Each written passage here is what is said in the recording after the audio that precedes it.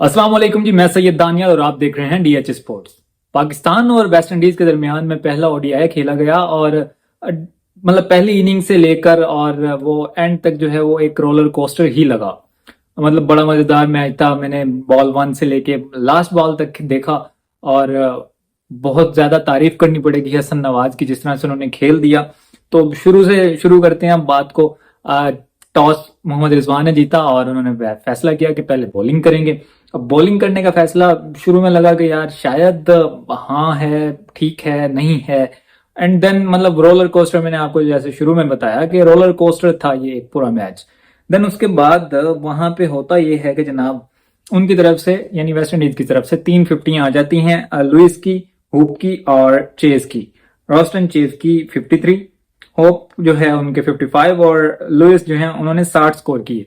अब यहाँ पे तारीफ करनी पड़ेगी पाकिस्तान की कि एक लम्हे में लगा था कि ये स्कोर जो है वो 300 प्लस आराम से वेस्ट इंडीज कर देगा।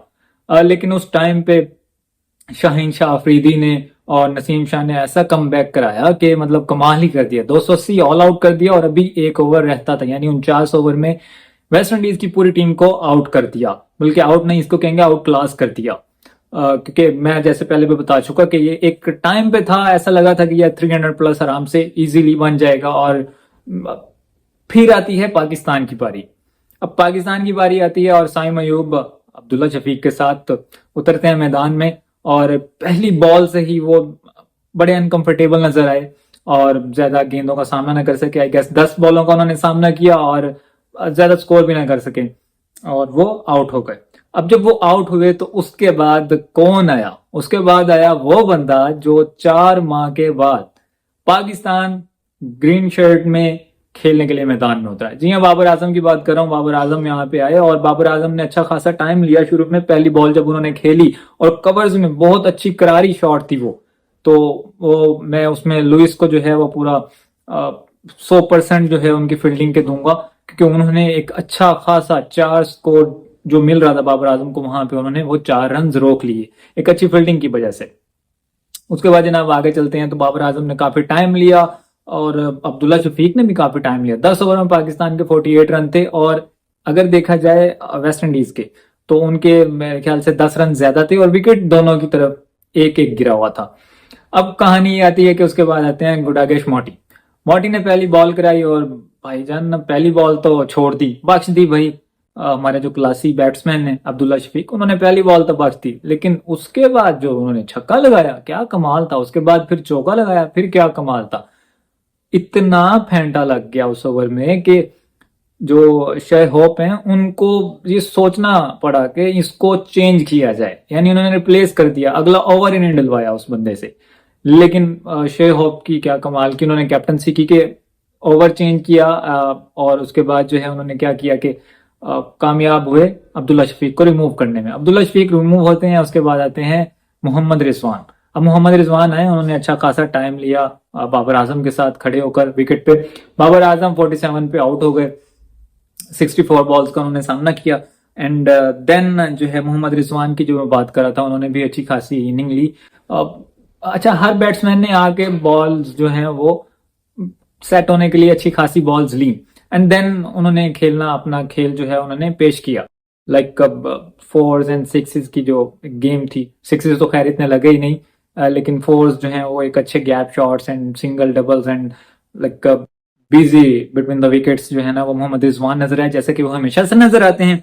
अब उसके बाद एक बंदा जिसके ऊपर शायद मैं भी था और मेरे जैसे और भी बहुत सारे लोग थे जो तनकीद कर रहे थे, हसन नवाज। T20 की बेस पे आप कैसे उसकी फॉर्म T20 की लगी है और आप उसको वनडे में लेके आ रहे हैं, एक ओडीआई में लेके आ रहे हैं, लेकिन उस बंदे ने आज जितनी मेच्योरिटी के साथ बैटिंग कर दी, मतलब जितनी मेच्योरिटी के साथ बैटिंग कर दी, मैं खुद उसकी तारीफ करने में मजबूर हूं। और बहुत सारे एनालिस्ट जो आजकल टीवी पे बैठ के कह रहे थे कि हसन नवाज को नहीं अभी टीम में आना चाहिए, वो प्री मेच्योर है, भाई उसने इतनी मेच्योरिटी के साथ खेला एट दैट पॉइंट जहां पे पाकिस्तान को मतलब लग रहा था कि वो मैच हाथ से निकल चुका है। 5 आउट हो चुके थे 180 पे, तो वहां पे लग रहा था कि मैच हाथ से निकल चुका है। कमाल की बैटिंग की, यानी पर ओवर बाउंड्री लेना एंड देन सिंगल डबल्स की गेम करना और कमाल की मतलब और पहला ही मैच था हसन नवाज का और 49 उनका कैच ड्रॉप हुआ और फिर उन्होंने 50 की और 50 के बाद उन्होंने मैच विनिंग शॉट भी अपने बल्ले से खेली।